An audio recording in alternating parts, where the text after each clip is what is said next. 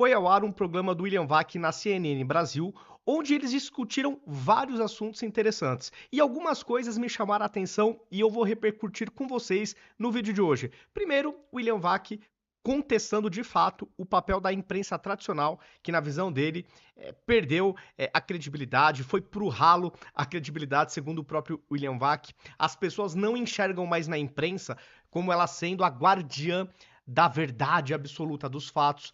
Eles também comentaram muito o papel do Estado na questão de ser o guardião da verdade.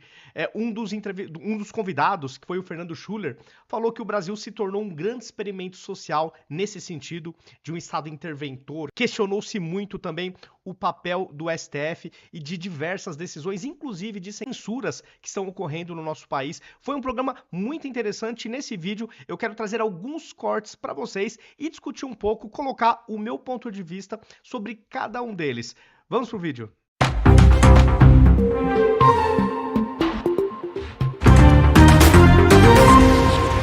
Começando aqui por esse primeiro corte, onde William Vac coloca, sem meias palavras, a visão dele sobre a imprensa tradicional, onde ele fala que a credibilidade foi pro ralo e que a imprensa deixou de ser vista como a guardiã dos fatos, como a guardiã da verdade. E nisso eu concordo totalmente com o William Vac. E na sequência segue um comentário também do André Marcília que vale a pena a gente ouvir. Vamos dar um play nesse primeiro corte. Gatekeeper, na acepção anglo-saxã, é o guardião da veracidade objetiva dos fatos.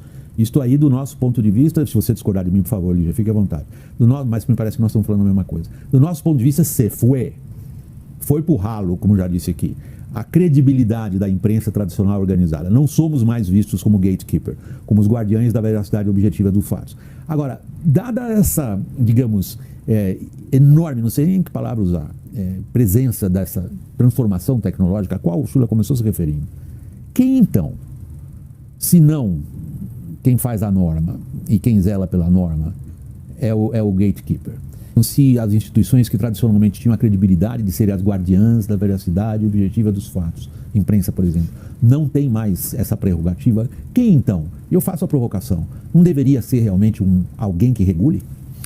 Pois talvez haja um grande ressentimento em não haver alguém que faça isso. Eu não creio que seja necessário hoje, dentro desse, sobretudo por conta da tecnologia, que exista alguém, né, uma pessoa que faça a regulação, ou que esteja à frente, ou que seja o detentor da verdade e coisas do gênero. A imprensa, por exemplo, talvez se ela se adaptar à possibilidade de que ela seja uma curadora de conteúdo, né, os jornalistas que sejam curadores de conteúdo e não mais aqueles que trazem o conteúdo ou que detêm a exclusividade do conteúdo, a gente retome, ou a imprensa consiga retomar esse papel. Porque, por exemplo, nós estávamos falando aqui de veículos tradicionais. Esses veículos tradicionais hoje ainda possuem um papel relevante, que é o de pautar o debate público. Você pode ter, de repente, numa rede social, milhões de acessos ou views, mas o que sai na Folha ou o que sai na CNN, aquilo pauta o debate, por mais que, eventualmente, as visualizações possam ser menores. Não é só uma questão de quantidade, é de credibilidade e de uma credibilidade estrutural, não apenas de quem fala e etc. Então, se esse papel for adaptado, creio que a imprensa possa retomar uma função, talvez não a função única de lidar com a verdade, mas uma função importante dentro da construção da verdade. A imprensa, no entanto, ela entra numa discussão, num debate, até numa briga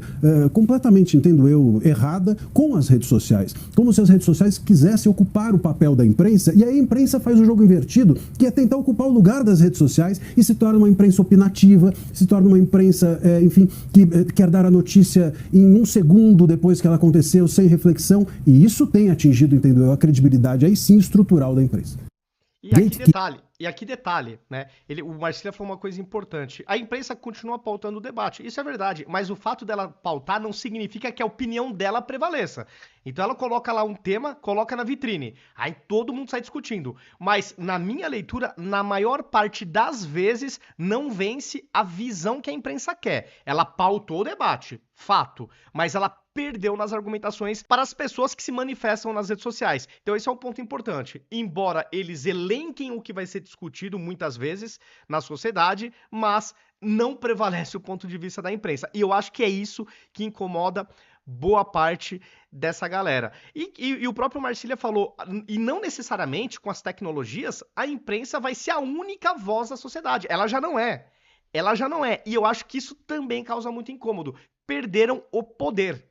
E quando perde-se o poder, luta-se para recuperá-lo. E eu acho que a forma que boa parte da imprensa vem lutando é em tentar convencer a sociedade no debate público de que a regulação das redes sociais é importante. Para mim, isso é uma busca desesperada para recuperar poder de narrativa do meu ponto de vista. Aqui eu quero trazer um outro corte para vocês, do Fernando Schuller, que fala que o judiciário não tem mandato para proteger a nossa civilização. O mandato deles é para fazer cumprir a Constituição e as leis. Ele falou várias outras coisas que eu subscrevo. Vamos dar um play aqui nesse corte, então, do Fernando Schuller. Não pode ter censura prévia no Brasil. Todos concordam, se a gente colocar aqui dezenas de juristas aqui, todos vão concordar que no ordenamento jurídico brasileiro a censura prévia é vedada. Inclusive, eu acho que membros do Supremo Tribunal Federal concordariam com isso aqui. Não, eles dizem isso com muita ênfase, inclusive. Agora, por que cargas d'água a censura prévia é praticada em larga escala no Brasil nos últimos anos? E está tudo bem, está tudo legal, tudo em nome da democracia militante, da lógica da exceção, ou só agora já é 6 anos, né? Então vai ser mais 6. Então, assim, isto é Sérgio Buarque, isto é nossos afetos, a nossa tendência a flexibilizar, a nossa insegurança com as regras. Então, assim, o judiciário como um todo não tem mandato para proteger a nossa civilização. O mandato deles é para fazer cumprir a Constituição e as leis, a impessoalidade, a regra do direito. Então, é para dizer assim, não pode ter censura prévia. Não é? Não pode banir, enfim, pessoas simplesmente porque tem, por exemplo, imunidade parlamentar e que vão à tribuna da Câmara para fazer uma denúncia que consideram que deva ser feita. E quando eu digo assim, eu posso não concordar com o deputado ou o senador que faz uma denúncia contra um agente público da tribuna do Congresso. Mas se ele achar que deve fazer, eu diria que ele não só tem o direito, como o dever de fazer. E que pague depois se fez errado. E depois vai ser julgado pelos eleitores, em primeiro lugar. Né? E assim, essa é a regra que o Constituinte criou há quase 40 anos atrás, porque senão você tem o seguinte incentivo. Os demais parlamentares, por exemplo, neste caso, vão dizer assim, bom, é perigoso, então eu já não sei mais se eu tenho imunidade parlamentar. Não, exato. Então, assim, o Marcília, para mim, eu concordo com tudo que ele falou. Aqui acho que é um resumo perfeito das coisas que eu também acredito. E no final ele falou um detalhe importante. Se o parlamentar acha que tem que falar alguma coisa, ele tem não só o dever, como a obrigação de falar. Ele está protegido pela Constituição. E se eventualmente ele falar alguma coisa muito indevida, primeiramente ele tem que ser punido pelos eleitores. Que esse é um ponto importantíssimo que hoje... Sabe, eu fico com a sensação que o eleitor perdeu o poder pro judiciário. Eu acho que, de fato, a mão do judiciário contra políticos de direita tem pesado demais da conta. E aqui, para finalizar, eu quero mostrar mais um corte do Fernando Schuller, que fala sobre o erro do Estado ser o guardião da verdade. E ele fala, inclusive, que o Brasil está passando por um experimento social nesse sentido. É difícil você discordar do que ele está falando. Infelizmente, eu queria muito poder discordar, mas... o diagnóstico, a análise que ele traz, eu subscrevo de novo na integralidade. Vamos dar um play aqui e mais esse trecho. O que não dá, na minha visão, para aceitar a ideia de que o Estado cumprirá a função de guardião da verdade. Todas as experiências históricas, né, que nós temos registro, onde o Estado se coloca à posição do grande ditador, do bom ditador, quer dizer, ele arbitrando sobre a verdade, foram desastrosas. Né? Aí o argumento que vem da areopagítica do John Milton, os juízes são falíveis, esquece essa ideia de que as autoridades, que os agentes, que os tribunais serão falíveis porque eles serão infalíveis porque eles vão falhar. Né? Então, vamos lembrar o James Madison, grande autor da Constituição Americana, nós inventamos a república, as instituições, porque os homens não são anjos. Ele quer dizer exatamente a mesma coisa do Milton, são falíveis. Então eu acho que o melhor argumento é do Tocqueville, esse argumento exatamente a possibilidade do mercado de ideias aberto, do contraditório, que nos pode, de alguma maneira, oferecer alguma garantia, digamos assim, tá certo? Olha, eu acho, assim, a gente pode, pegando o Brasil dos últimos anos, é uma espécie de experimento social, não sei se é um experimento natural, mas é um experimento social de como a ideia do Estado disciplinador da verdade, o guardião, essa ideia da democracia militante, Karl Lowenstein, né, tropicalizado, não funciona. E nós temos já 5, 6 anos de experimento, exatamente. Vamos lá, nós censuramos no Brasil, em nome dessa ideia de que a democracia deve produzir uma certa lógica de exceção para proteger a si mesmo, porque essa, no fundo, é a lógica, né? Que os instrumentos da democracia não são fortes o suficiente para proteger a própria democracia. Então, nós precisamos de outra coisa. Nós precisamos dar poder poderes especiais para o Estado, nós podemos dar esses poderes subjetivos de interpretação sobre as palavras. Vai mais longe ainda, Schuller. Como? Vai mais longe ainda. A sociedade não sabe para onde ela ir, o STF sabe. Pois é, então nós temos... Né, isto está na... Olha, eu passei a reler um grande cientista político, Vanderlei Guilherme dos Santos, que nos anos 70... Um clássico. E ele cunhou uma expressão que é o autoritarismo instrumental, que seria uma marca da sociedade, da cultura política brasileira. Nós sempre achamos... Ele busca lá em Oliveira Viana, não é? Ele é assim, a sociedade liberal até é a melhor, mas a gente não está bem preparado para isso. Então precisamos de atalhos autoritários, né, para chegar lá. Em algum momento a gente chega lá, só que os atalhos vamos... Muitos vinculam ao lacerdismo, por exemplo, então o golpismo democrático, precisamos dar pequenos golpes aqui. Veja como isso seduz a esquerda e a direita no Brasil. Muita gente não gosta de ouvir falar, mas quando as pessoas estavam na frente dos quartéis lá, pedindo a intervenção militar, em 22, elas estavam querendo o quê? Um atalho, né? Quem sabe esses generais vêm aqui, dão uma arrumada, depois saem de cena. E quando a gente também está aceitando a ideia da democracia militar, então a gente sabe que não pode ter censura prévia no Brasil, mas a gente aceita a censura prévia, como aconteceu a rodo no Brasil nos últimos anos. Não, porque agora é necessário, nós temos que corrigir isso, então um pouquinho de autoritarismo instrumental é necessário para corrigir, ou salvar, ou proteger a própria democracia. Certo? Isso me fala. A frase foi dita pela própria Carmen Lúcia. Pois é, então, né, nós exatamente aceitamos uma ministra dizendo que, não, nesse caso, uma pitadinha de censura prévia vai ser importante. E na verdade não era, né? Era um documentário que ninguém sabia. O STF proibiu sem nenhum ministro ver o documentário. Sem ninguém saber o Na documentário. ditadura, pelo menos, eles viam os filmes, né? A pergunta, divulgar aquele documentário, lançar, faria grande diferença. Nós censuramos no Brasil nos últimos anos um economista chamado Marcos Sintra porque fez um tweet questionando o resultado de algumas urnas. Nós censuramos um um youtuber, porque ele disse que achava que mesmo um partido nazista teria que ter liberdade de expressão. É uma opinião da qual eu discordo, mas é uma opinião dele. Ele não está defendendo o nazismo, ele está dizendo que defendendo uma visão libertária. Aliás, primeira emenda nos Estados Unidos é assim. É o monarca. Um participante do debate público, aliás, esse a quem você se refere, que não parecia ter uma ideia muito clara nem do que ele estava dizendo. Nem do que ele estava dizendo. O Estado ingressou agora numa discussão sobre a frase na letra de uma música de axé, porque uma divindade foi trocada numa letra da autora da própria música, que pode ser criticada, é perfeito, no mercado de ideias você pode criticar a música, a mudança da palavra, a frase, etc. Mas imagina o Estado mediar. Agora, a letra, a frase de uma música foi cantada.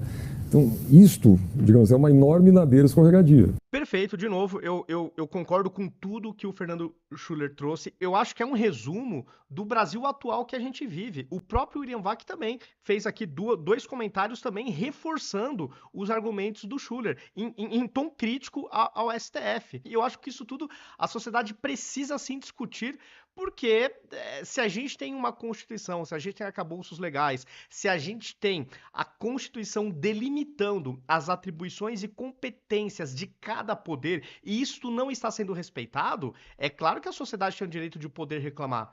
É claro que esse debate é totalmente legítimo. E o Brasil precisa voltar urgentemente para ser o escravo, um cumpridor contumaz da Constituição, que, vendo vários especialistas no direito e analistas políticos como Fernando Schuller e vários outros, eu tenho a convicção de que o Brasil não está mais seguindo rigorosamente a Constituição e nem mesmo todas as leis do nosso país.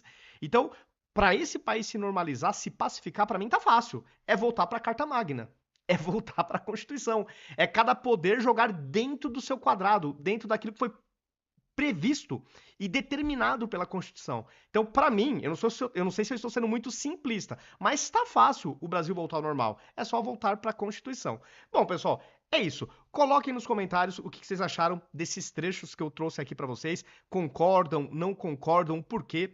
Justifiquem nos comentários. Se gostaram do vídeo, deixa o like, porque isso de fato ajuda a aumentar o engajamento do vídeo. Quanto mais like um vídeo tem, um conteúdo tem, a plataforma entrega até para pessoas que não seguem o canal, que não seguem o perfil. Então é uma boa maneira de você sair da bolha. E se você também gostou desse vídeo, desse conteúdo, compartilhe. Compartilhe nas suas redes sociais, nos seus grupos de WhatsApp, porque assim, de fato, a gente sai da bolha da direita e começa a pegar aqueles brasileiros que até fizeram L, mas já estão insatisfeitos, já estão vendo que o Brasil tá uma porcaria. Então a gente precisa convencer esse contingente que a direita é a melhor saída para o nosso país. E eu acredito muito nisso. Os convido também a me seguir em todas as redes sociais. Em todas elas eu estou como @ViniciusCFP82. Aqui em cima, em vermelhinho, tá o meu username. Em todas as plataformas vocês me encontram desta forma. Dado o recado, feito o convite, até o próximo vídeo.